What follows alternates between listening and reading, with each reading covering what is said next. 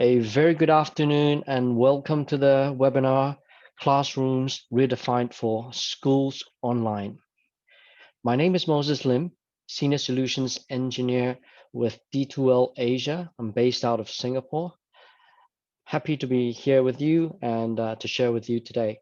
Now, this webinar is going to be live, and there are going to be I'm going to run through with you and focus on tools that are in Brightspace that you can use to enhance your teaching experience online. Throughout this, I'll show you how easy it is to engage with students through different communication tools in Brightspace.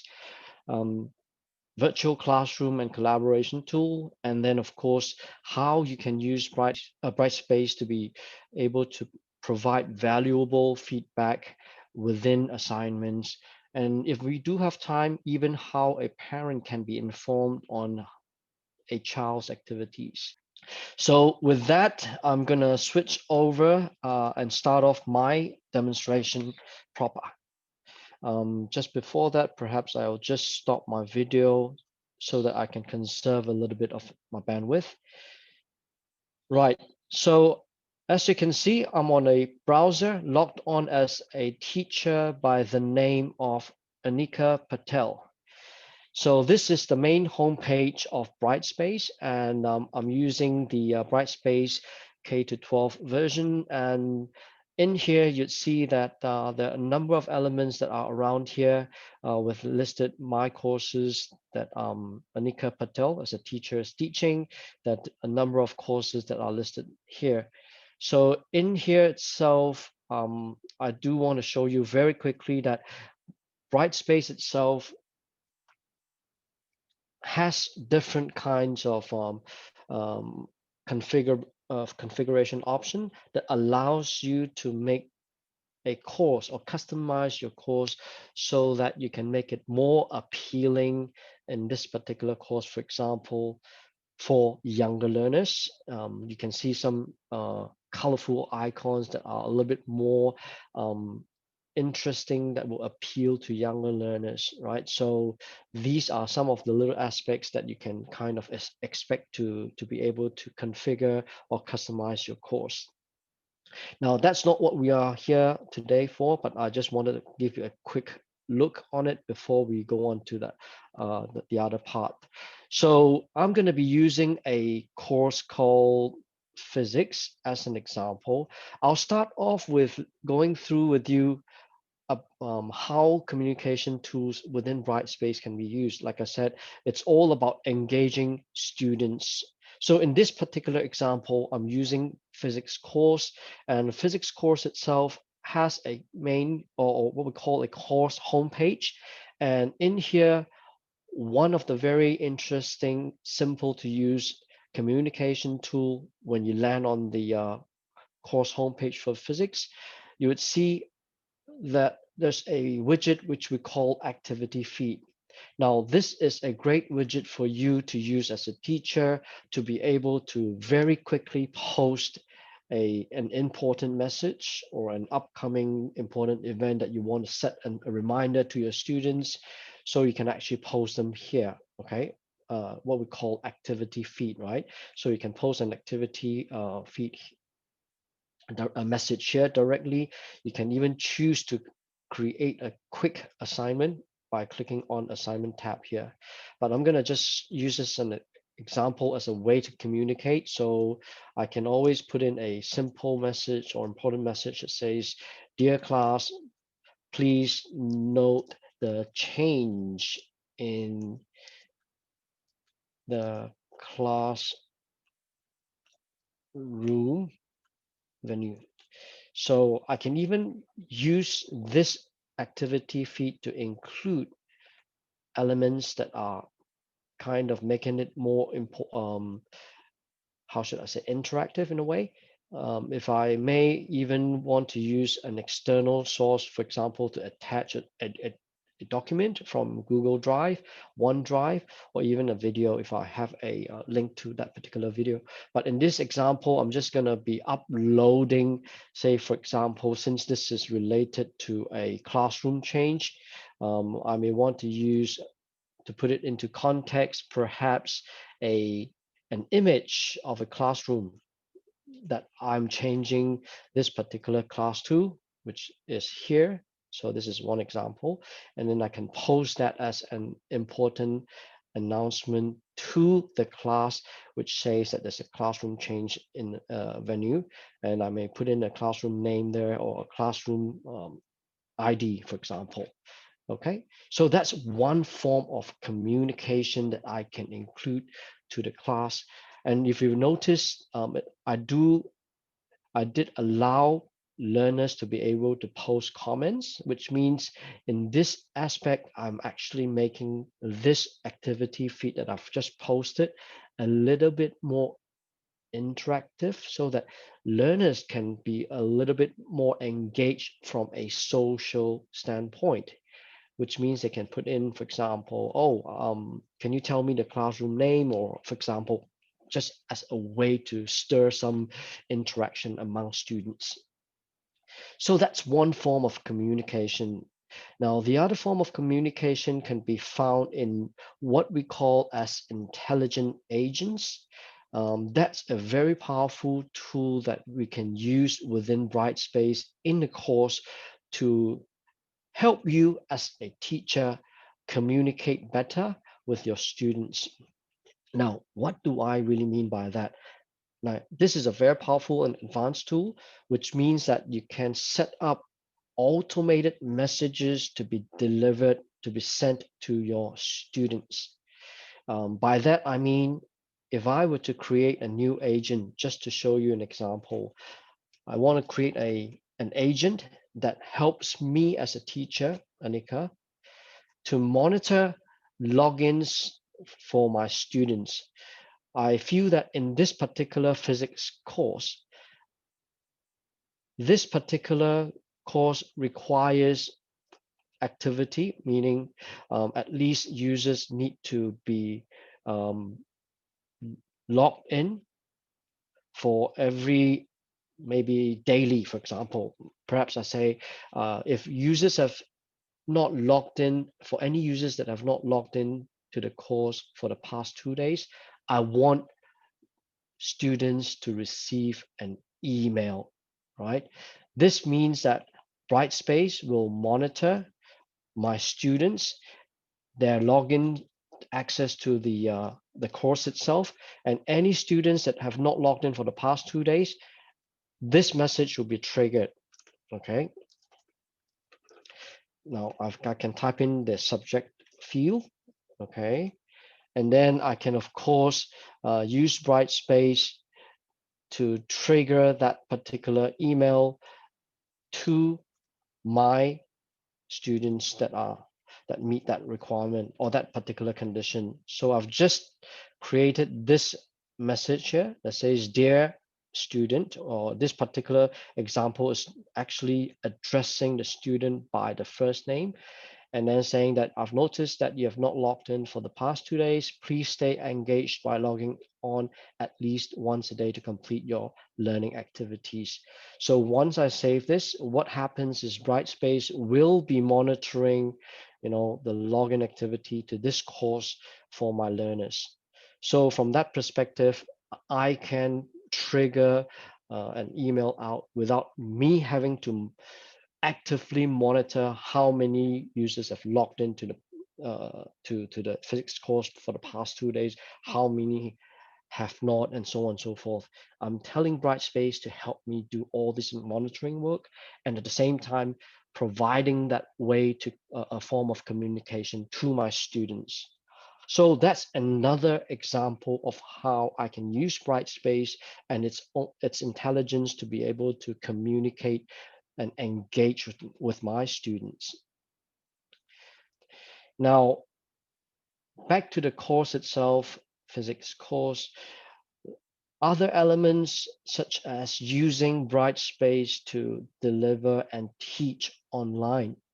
So I'm going into the content structure of the course. And as you can see in this physics course, I do have all these different parts that of the course itself. The course is kind of organized into multiple parts where I have a start here unit or a module or a chapter, another unit that's called energy and momentum, scalars and vectors. And this one is, as you can see, it's a hidden unit, which means students will not see this unit because this could be my notes, my own notes as a teacher. So that's not shown or displayed to students. So talking about virtual classroom, it's really quite easy to create a session that allows me as a teacher to teach online and also to be able to collaborate with students online. So as an example, I'm going to use Unit 1, Energy and Momentum, to show you how I can easily create a virtual classroom session, just like what I'm showing you. This is where I can click on to schedule a session where I can easily put in intro, for example, a session name to energy and momentum, right? I can set up a date and time, okay, schedule all these, and then I can even start recording when the session starts. So this is how I can easily set up a session. Now, to save me a little bit of time, instead of just creating a new one, I just show you um, one particular one that I've just created in Brightspace. So if I have created the session itself, what will happen is that that session will show up under the course calendar within the course homepage, which means as a user, I can easily click on that session. You see that there's an introduction to energy and momentum created for 3 o'clock, right? So I can easily, as a teacher, click on that and start the meeting or start the session. So by initiating the session, students will be able to join in remotely from their devices. Okay. So once I start the session, I will be presented to what we call like a whiteboard, just like what we do when we physically, as a teacher, physically walks into a class. You get a blackboard or whiteboard so that you'll be able to start teaching and start writing and scribbling your stuff that you want to teach on the whiteboard, right? So stuff like that can be done easily, very naturally. You'll be able to just start teaching just like that. Now, you do have the option to create or pull up your own presentations, right? Upload that and then share that. You do have the capability to share your screen, and if you want to be able to turn on your webcam and be able to show your webcam, okay, your live video stream while you're teaching through the virtual classroom tool that you've just created, just like that, right? So I'm sharing that. Anika Patel is actually on with this particular video feed, and that's how it's done live. Now, what will be the user experience like for a student? So I'm gonna just switch over to another browser logged on as a student. Now this time round, I'm logged on as Will. And when Will logs in and accesses physics course, will see the same UI, the same consistent user interface, and he will see, based on the course homepage, this is actually the activity feed that Anika has posted earlier on, and he receives this as a message, and he can start typing in a comment if he wants to. It was 3 o'clock. He needs to go into introduction to energy and momentum. He joins the class online and clicks on that. goes into the session. It's just as easy as that. Just click on that and he'll be brought into that session.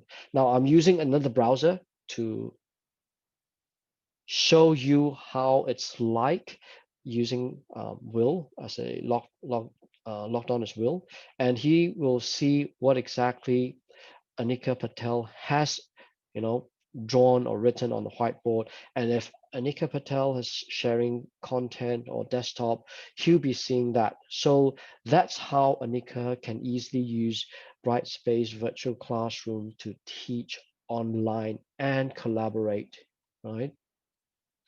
So talking about collaboration, like I said, there are tools that are available in there. For example, using the annotation tool, Anika can also turn on multi-user mode where you can start to have, students that are all connected to this session, and they can start to collaborate. And as you can see, Will student is actually drawing a circle, and then they can start, collaborating during that class, the virtual class itself. All right. So that's how a virtual classroom can be used to allow delivery of teaching online. Okay.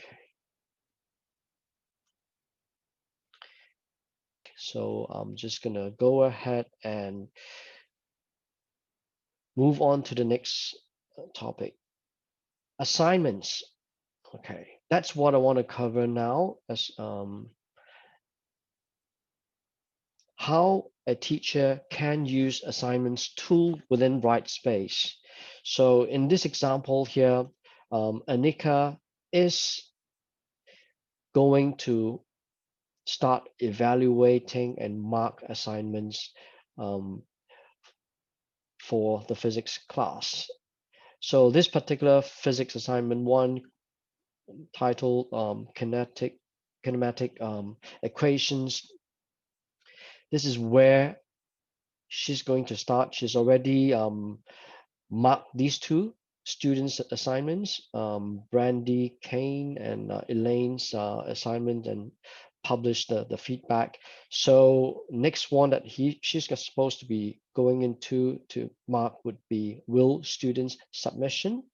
And I'm gonna just click on that and start to evaluate his work. So I can maximize this and start to put in example, provide some feedback, inline feedback within this itself. Great work here. Okay. And then I can also do all the annotations like, mark, based on how I want to mark this or evaluate this piece of work. So this is how I can use the online feedback, inline feedback and instructor annotation tool within Brightspace to provide this kind of valuable feedback within the marking itself. Now, more than that, perhaps when I start to place a score on Brightspace assignments tool for this particular assignment, I may want even to use a rubric to help me mark this particular assignment by either creating a new rubric that's aligned with this particular assignment, or at an institution or school level, have that being created so that I can use it directly in this particular assignment. So in here, this particular rubric is called inquiry investigations. So this is where I can start to look at all the different criterion here to be able to mark against different criterion to set a different level. Perhaps for initial question or problem, I feel that this Will student is actually deserving this particular level of mark. I can click on that and even provide click on that and provide feedback if I wanted to. And then I can just keep going through all the different criterion and start marking them one by one until a total is reached. Okay, so that's how I can easily use assignments tool using inline feedback as well as aligned rubric to help me mark and evaluate this particular assignment. Okay, all done online using a web browser. If you're using a tablet, you'd be able to use your tablet along with your stylus of your tablet to be able to do all this marking. And then, yeah, so that's how a teacher can evaluate and mark assignments for your students. Now, coming back to students, since we talk about, you know, feedback that's meant for students using assignments tool, what is it going to be like when a student were to experience that feedback? So I've just brought in back my browser, logged on as Will again. Since Anika Patel has already marked that piece of assignment, I would have then, when I logged on to the browser as Will, I would then receive an update. As you can see, there's a little bell icon on top. When once I log into Brightspace, I will get a notification that, hey, I've got a assignment that's been marked, and I would see that our feedback has been updated. I can easily jump into that particular assignment with that feedback and view the feedback from my teacher. So from here, I can tell how Anika Patel has marked my assignment for the physics class itself. Then I can jump in and view the inline feedback and see how she's also evaluated any extra notes that are provided to that assignment that's been marked. As you can see, earlier on, we did have some notes that were being written here. Great work. And then there's a little cross that Anika Patel has actually crossed out on this particular formula. So all these will be reflected after that has been sent to Will. And Will then will be able to see all this kind of feedback directly from the browser. Okay. Now, that's on assignments tool cover. Yeah, from a parent's perspective. So a child itself has activities in class or on Brightspace, and all these little feedback or activities that are happening in class or outside of class within Brightspace itself can be also shared through Brightspace for Parents, which we kind of use as a parent portal for schools that are using Brightspace. So what it means is I can have what we call parental access to Brightspace so that a parent can be informed of activities that are centered around the child or the children. So in this example, I've brought in another browser where I'm logged on as Patty Parent. And Patty Parent is the mother of Will Student. As you can see, once she's logged on, being the mother, being the parent, should be able to see things that are centered around or activities that are centered around Will Student. From this itself, the dashboard shows up with, for example, upcoming work, dynamic energy and momentum review that's due on Tuesday. And then there's also another one that's coming up due on 13th of November. So all these are different types of information that will surface up based on what has been created or what's been set and configured in physics course. Of course, if there are other courses that Will is attending or classes that Will is attending, all other pieces of work will be shown here as well. And also you'd see that if there are grades that are published, um, Patty would also be able to see how the grades have been published, and that particular assignment, you would see information on that particular assignment. And even what Anika Patel has posted on the activity feed widget, Patty would be able to see that information. That message that was posted earlier by Anika Patel has been reflected underneath this latest post dashboard here. So as you can see, you would be able to use Brightspace for parents, for any parents that are, of students that are using Brightspace in the school while tracking activities for the children. Okay. Um, Further down, there are all other activity feed that has been posted before. So that's how as a parent, Patty can keep track of how Will is actually doing in class, in the course itself within the school. So Brightspace for Parents gives you that access to show you all this kind of progress and activities. So there's another form of communication, but this time round is communication that is actually information sent to parent kind of access. Thank you very much for attending this, and thanks for your time today.